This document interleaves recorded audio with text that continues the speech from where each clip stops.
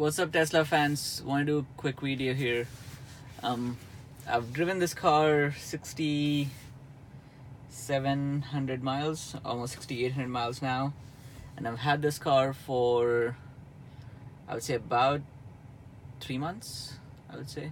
So I've driven it a lot, and I want to do a video, an update, a 7,000, 6,700, 6,800 mile update, whatever you want to call it. Trying to tell you what my experiences have been and how much I like this car, what I don't like about it, and also I had my first Tesla service experience, so I want to share that with you guys as well. So first things first, 6,800 miles. I would say about 3 months, give or take. I got this on maybe more than 3 months now. Yeah, actually more than 3 months. I got this on May 18th, and we are in September now, September 7th. So actually approaching the 4-month mark here in the next 11 days, to be precise. But for argument's sake, for now, let's just assume that 3.5 months that I've had this car, and I love it. I don't think there's any other way to put this. I love the driving experience. I also love the fact that it is a piece of technology that makes your life easy. It gets out of the way when you don't need it. It's just a very easy car to have. And when I say easy, I'll try to explain myself. When I say easy, I mean it is just very easy to get in and get out. It's frictionless. I think that's probably the right word to describe it. It's very frictionless, and I think anything that makes our life, or that makes the friction in our life go down, is always a good thing. And I think that's what technology does for all of us. It reduces the friction in our life, and it reduces the number of steps required to do something. It reduces the number of angst, and with angst and steps, you always those are the failure points. So if there are too many steps to do something, something or the other is going to fail if there are too many steps. So to begin with, when you try to get in the car, there's no key. So I think so far I've loved that experience to not have a key. I mean, to the extent that now when I go and rent my cars, because as I must have mentioned in my previous videos, I travel a lot for work, and now when I go and rent my cars, those cars just feel alien to me. I have this car. I've driven it for, as I said, 3 months, and in 3 months I'm very much changed. It has changed my life, and it's a very I can't tell you guys enough how much fun this car is to drive, and how easy it is to drive. And when you don't want to drive it, it drives itself with auto steer and lane change, which are great features. And I think that just keeps getting better as Tesla is going to push out more updates here. So it's been tremendous 3 months. I mean, this is the best car I've had. I mean, not to say that I have it. I don't have a very long experience with cars. My first car was Honda Accord, and this is my second car. But then in the interim, I've driven a lot of rental cars. From cars from Ford, from GM, from Toyota, from Nissan, from BMWs and Mercedes. I've never been a big fan of the European manufacturers, actually. I'm not a car nerd. To begin with, I didn't like cars as much. Cars for me were just ways to get from point A to point B. But after this car came around and I saw it like 2 years ago when it was unveiled, and then eventually got in, I'm driving it, I am into cars. So actually I would say that I'm into electrics. I'm an electrical engineer, so I like anything electronic or electric. And this car is just personification of what electrical engineering can do for you guys. So 6-month update, tremendous car, very easy to drive, frictionless.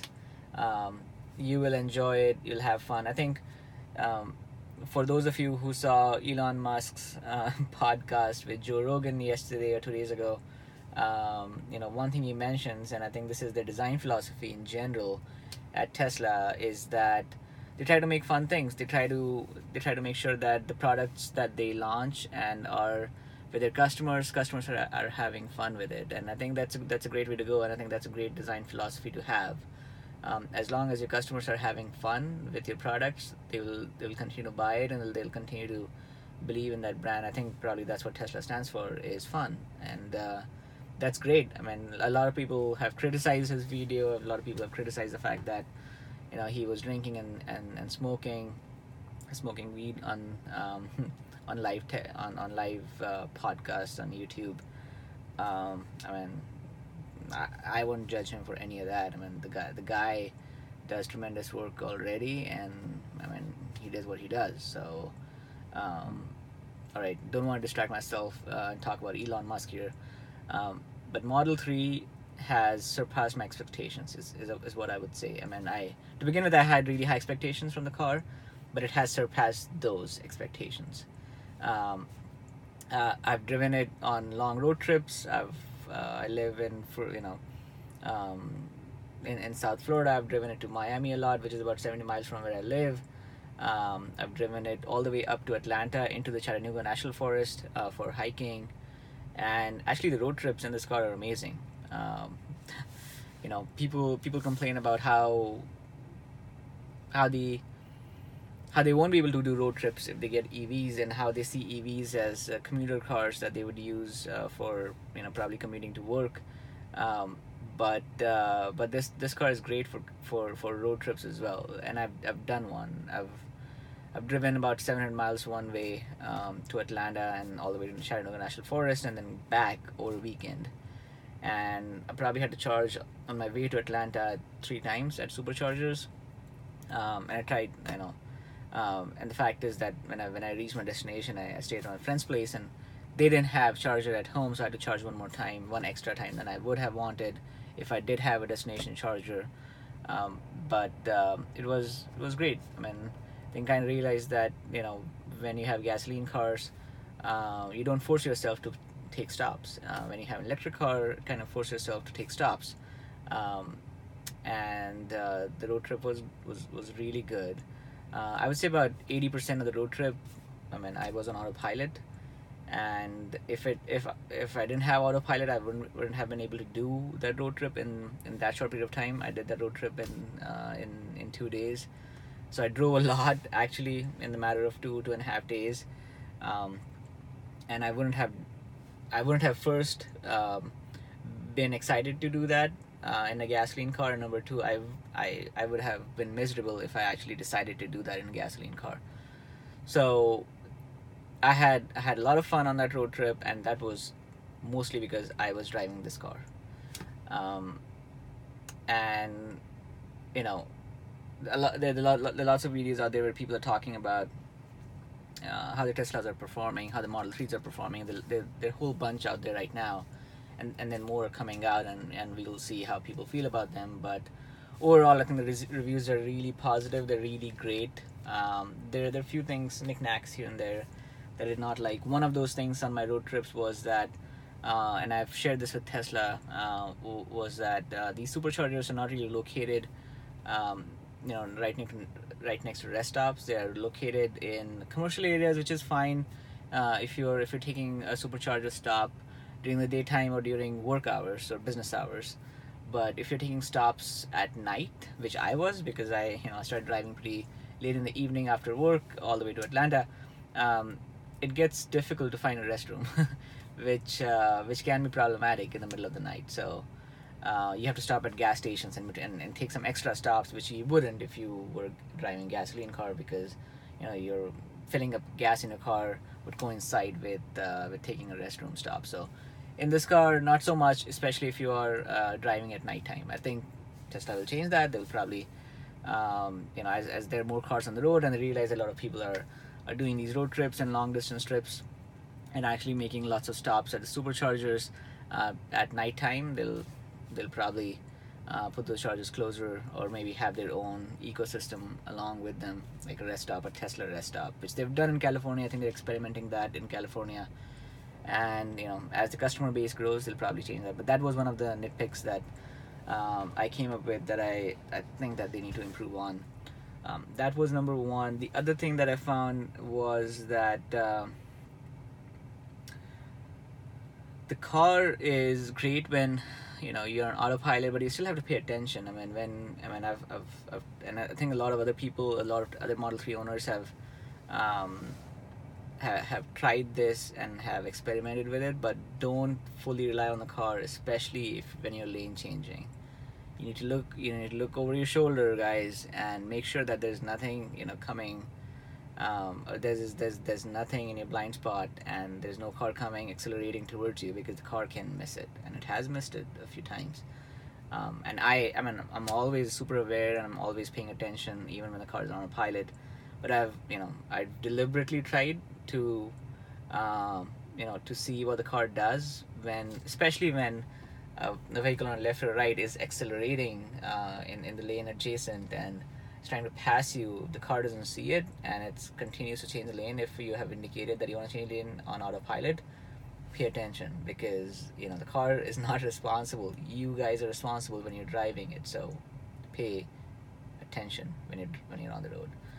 And I think that's going to improve. I mean, Tesla is getting their software is getting better day by day, because they're gathering a lot of data out there. A lot of cars are out there, so they have a whole bunch of data to play with and train their neural net. So it is going to happen, but it won't be quick. I mean, for it to happen, it's a chicken and egg problem, right? So unless you have that much data, you can't train your neural net. So they've crossed more than 1 billion miles of distance driven on autopilot. So I think they're at the cusp to fully train the neural net. And as Elon mentions or had mentioned in his previous talks, and like in Q2, at the end of Q2 earnings call, they're going to roll out version 9 pretty soon here, guys. Probably going to happen in the next 3 to 4 weeks. I think last week or this week he said that he's testing it out. There's still a few kinks that he needs to work out, but he expects that probably at the end of next week or the week after, some early adopters will get it, and then probably at the end of this month, which is end of September, there will be a broader rollout to the Tesla community of version 9 of the software. There have been leaked videos, or there have been leaked pictures of what the software look like. The interface is they're going to streamline the interface across all the cars, and I'm happy to report that they're going to use the Model 3 interface and put that on to Model S and Model X. So that's going to happen pretty quickly. The overall point being that autopilot is getting better. It's still not there fully yet, but then the good thing is that it's out there. It's saving people's lives, and it is great. I mean, most of the time it works really well. Sometimes you have to pay attention, but I think that's what it's a beta version of software. So what are you going to do? You have to pay attention to the road when you're driving. So that's not a big deal. I think that's what everyone's supposed to do anyways. Other than that, I mentioned earlier on in the video that I want to talk about Tesla service. So I took my car to service in nearby where I live, and at a Tesla service center, and it was great. I mean, I just got there, dropped off the car. The guy picked up the car. They took it in. I give or take 15-20 minutes. I was out, and the service I was there for was tire rotations. It was like very normal service that all of you guys would be doing around 6,200, 6,300 miles every 62 or 6,300 miles of driving. So it was great. The good thing was that, and there's been some inconsistency in how it's being treated, but I have no complaints because I didn't have to shell out any money. But I got my first tire rotation for free. I think some people out there were charged, and I think it kind of varies from location to location, but I'm not a complainer. But the experience was amazing. I mean, it was, again, very frictionless. I just had to hop off my car, and the fact is that I reserved my appointment over an email. So I sent an email to Tesla service, and the next day I had an appointment, and I just went there, and 15-20 minutes I was in and out. handed off my car to the guy and put it in valet mode. Gave them the key card. They took the car in. I had to actually unlock it or put it into take it out of valet mode because they had to push out a firmware update. They did that. They pushed out the firmware update. They also rotated the tires as they were supposed to, and gave me the key card like within 20 minutes. It was very quick and simple and pretty good, great, right? I mean, um, there's no paperwork, right? I mean, everything was over the email. So I with the appointment of the email. When I was done, I got out. I got a receipt, invoice for $0 in my email, and no question. There was no like writing stuff down and asking questions about what's your VIN number, what's your name, what's your phone. None of that bullshit. So I think that just makes your life really easy because people already know what they're doing. And I think this is what kind of Elon what kind of alluded to in his Joe Rogan podcast, is that as technology improves, it needs to integrate, or we need to integrate with technology, because especially on the discussion about AI and how for us to be kind of be relevant or remain relevant in the future, we would like to integrate with technology. And I think we are kind of almost already integrated with technology a lot. I mean, with our phones, except that the input the input and the output to the phone through the phone are like our fingers, and there's no real better way to output data. When technology disappears in any interface, that's kind of the flashpoint, I would say. The fewer the flashpoints, the better, and the more integrated we are with technology. In this case, we were, because I sent out an email, didn't have to talk to the guy, didn't have to repeat any information. They already had everything, and I just took off. So when I was done, I mean, it's a really small example of how all this works, but we are headed in that direction. And when Elon mentioned in his podcast about neural net, or his company, not neural net, his company OpenAI, and how they are coming up with a new product line pretty soon in the next few months, very excited to see that. So with that, guys, I don't want to take too much of your time here. I just wanted to give you an update at 1,600 miles of this car that I've driven, 3.5 months. I've drove it a lot because I had too much fun with it, but it's been amazing, and you guys are gonna love it. With that, if I can turn off my camera here. All right, guys, drive safe. Until next time.